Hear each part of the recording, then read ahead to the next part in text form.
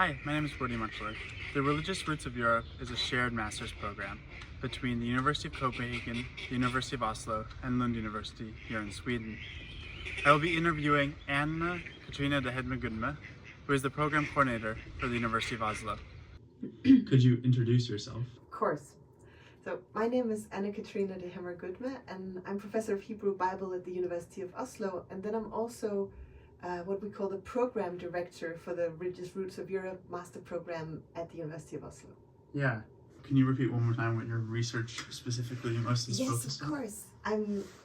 I'm trained in theology and I have a PhD in Hebrew Bible. And so what I do is I work mostly on the text of the Hebrew Bible, the Old Testament. But my way of doing that research is also very much being interested in history of religions. So I look at the Hebrew Bible and its historical and cultural context in the Mediterranean area in roughly the first millennium BCE. And then shifting a little, we're going to talk a little bit about structure, which is like how is the class structured for prospective students, they can understand how the work is going to be divided, etc. Yeah, so the class that I'm teaching pretty much every year is the one on ritual in early Judaism, Christianity, and Islam, which is one of the interactive courses. So it's an elective module. It's not a mandatory one, but you can choose it. And the way we structure it is that we have every week is a module in a way with a theme and a reading, and then we publish lecture videos online on the theme and on the readings. We always make sure to implement quite a lot of theoretical reflection in the readings as well, and then we meet once a week in Zoom to discuss the readings. And then there's a very short written assignment every week as well. It's only 300 to 500 words, so it's sort of just to keep you busy in a way, keep you thinking about the curriculum and the topics that we discuss. And then we give written and oral feedback on the readings or at the assignments as well. So it's sort of every week is a unit with a combination of reading, lectures on video, Zoom meeting with conversation, and the assignment.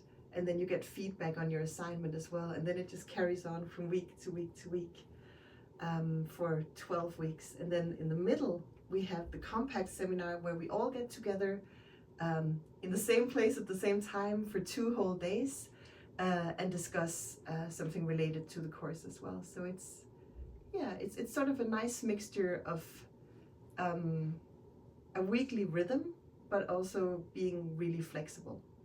But it sounds like you as the professor have a lot of time with the students' work and with the students themselves in a way that may not be typical across, a larger study program.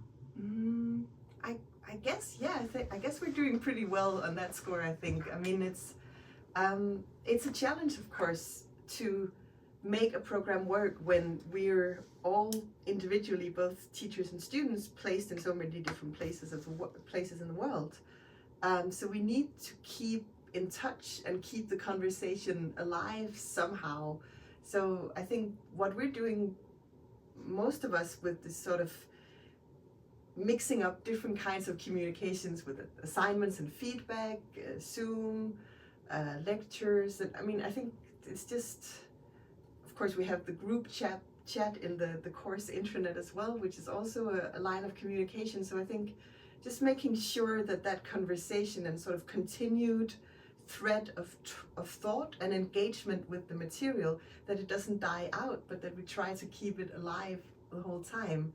And also, I'm very conscious when I teach Religious Roots of Europe courses that I don't want students to feel that they're isolated or forgotten about. I want to feel that they should feel connected.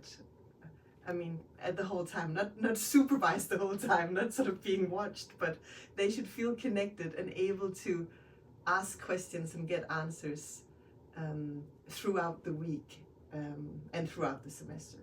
I think that's important for your motivation.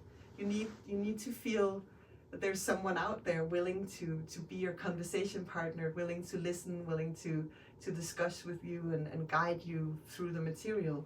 Otherwise, it's not stimulating enough. Yeah. And I guess kind of with the structure of class, what do you see the classes providing perhaps in opportunities for the future of the students? It's an interesting thing about Religious Roots of Europe that we have almost all the time, roughly 50% of our alumni going into research. So many of our alumni or graduates have gone into sort of a research career, doing PhDs and staying in the academic world. So I think that's a little bit unusual for a master program, that it's such a large percentage of our graduated students that actually get into that career path. So there's definitely something about the program that stimulates sort of continued research and continued investigation. But the ones who do not go into research and go into other paths of life, I have a few former students who work in NGOs. They work with sort of furthering religious dialogue. They work as consultants for municipalities in furthering religious dialogues, often related to youth work and education. So it's those kind of career paths that often chime really well with what you come with as an RRE graduate. Could you really quickly touch on what you're currently researching or writing about? Yes, of course. I'm working on a book at the moment, a monograph on hospitality in the Hebrew Bible, where I look at stories in the Hebrew Bible that describe hospitality scenes where someone invites guests to their home. And then I do what you could call almost a historical anthropology of these texts, trying to investigate hospitality as a social value and as a social practice. So that's my most sort of dominating project at the moment. But then I have a side project going on as well, where I look at materiality and the senses in Hebrew Bible texts, and I look at, especially right now, the interconnections between beauty and power in the Hebrew Bible. Yeah, and why do you think the study of religion is important, or looking into the Hebrew Bible in the first millennium BCE, for example? Yeah, it seems far away, doesn't it? Yeah.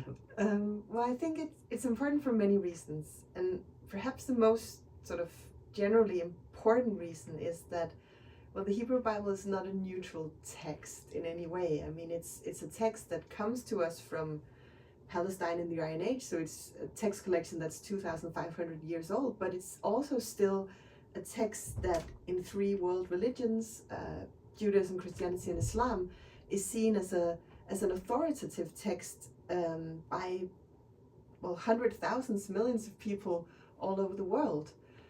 So it's a kind of text that plays a very particular role in our culture. It has a particular kind of authority.